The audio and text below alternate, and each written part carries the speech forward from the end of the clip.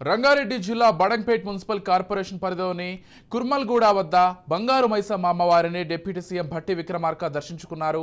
వేద పండితులు భట్టికి స్వాగతం పలికారు. అనంతరం అమ్మవారికి ప్రత్యేక పూజలు నిర్వహించి తీర్థ ప్రసాదాలు అందజేశారు. ఆలయం వద్దకు వచ్చిన కాసువాగు రైతులు ఇతర సమస్యలపై డిప్యూటీ సీఎంకి వినతి పత్రాలు అందజేశారు. సమస్యలను పరిశీలించి సంబంధిత అధికారులతో విచారణ చేయించి చర్యలు తీసుకుంటామని భట్టి తెలిపారు.